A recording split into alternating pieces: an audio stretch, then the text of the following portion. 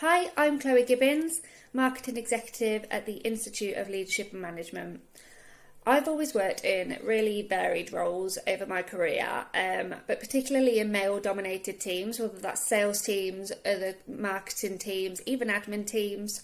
I've basically had to be in situations where they realise I'm in a room when they're having banter and they have to apologise about their conversation or apologise to me for swearing, which makes me think that in their mind I'm different to them, because not only do I tend to be the only woman in these teams, but I also tended to be the youngest. So there was a bit of a difference there. So that's a challenge in itself sometimes. But the main challenge I wanted to speak to you about today is an event I did a few years back.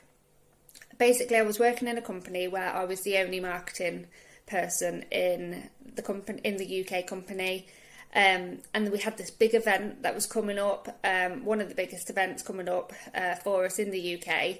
I did have support of the sales team, but I had to be mindful of the fact that they had their own jobs, they had their own tasks, their own targets, and usually they were out on the road, so it wasn't always easy to come by them.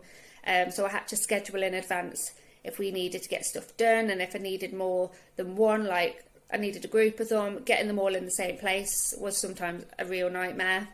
I also had support from our international partner, which helped sort of fill that gap slightly. But again, because they're international, there was a bit of a language barrier, and also just trying to get things right. Things were a bit different how they did events over in Germany than how they are in the UK.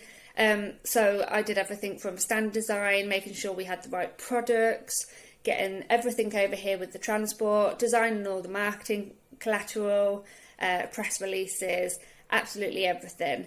And even though it was a challenge, I really did enjoy it because it's the sort of thing I like to do. And in the end, we were voted one of the best stands at the exhibition. So even though it was a challenge, it became a really sort of positive experience and a success for personally myself and for the company.